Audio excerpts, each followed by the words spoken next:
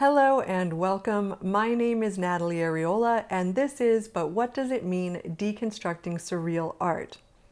So today we're going to do something a little bit different. I am actually going to take you with me as I sort of plan and conceptualize and shoot a new image idea that I have. So the first thing that I always do when I have a new idea for an image is I write about it in my notebook. So I'm not great at drawing, so I don't usually draw like a little sketch of what the image is going to look like. I just kind of visualize it in my mind, and then I usually write down what I want the symbols to be and sort of the themes for the image. So looking at my notebook here, the first thing that I have written down is the fading light at the end of the world. And this is going to be possibly the title for the image.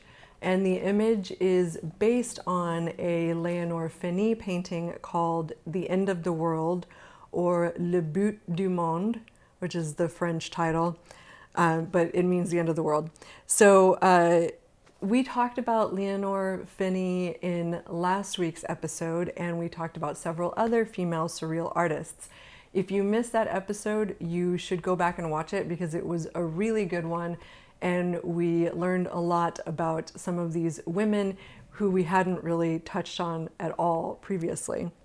So after that, I've written down Sphinx. So the Sphinx is sort of a symbol of feminine knowledge and power. And also, for me, the woman as the holder or the keeper of knowledge. And I think this was definitely true for Finis and for a lot of the female surrealists as well, because many of them use the Sphinx symbol. This was partially a sort of a reaction to the male surrealists who, as we've discussed before, were very interested in Freudianism. And Freud was interested in Oedipus, or the Oedipus story. So if you're not familiar with that, I'll just give you the most important thing that you need to know about it, which is that Oedipus is told that he is fated to murder his father and marry his mother.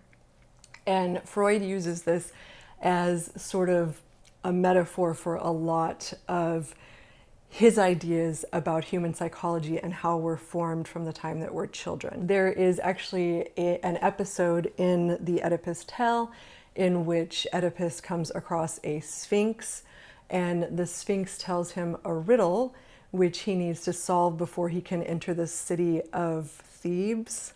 I hope I'm getting that right. But the problem is that most of the people, when she gives them this riddle, they can't solve it and she kills them.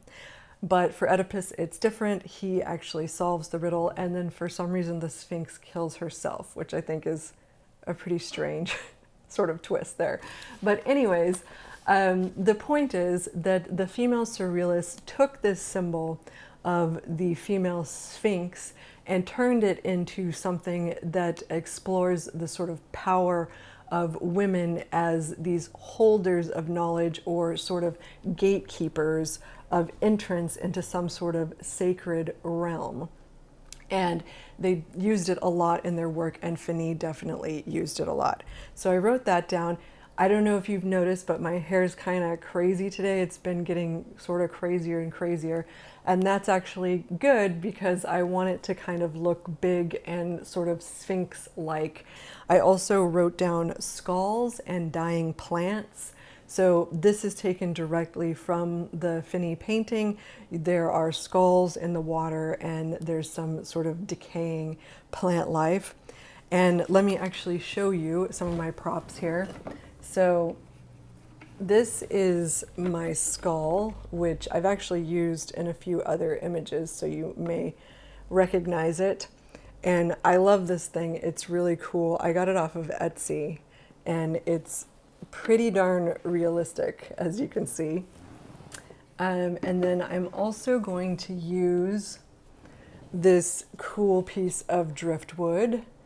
So just kind of an object of decay to throw in there. I found this on the beach here in Los Angeles.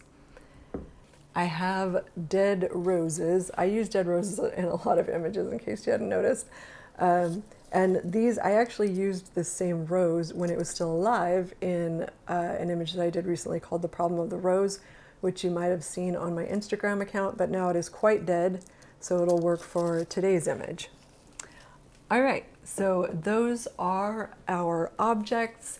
I also wrote down crows in my notebook, so I might add some crows to the image. I like the crow because depending on which culture you're looking at, crows can be either a symbol of death or they can also be a symbol of hope. So I like that dual nature, and I like dark symbols. So the crow is definitely a bird that I like very much. They're also very intelligent.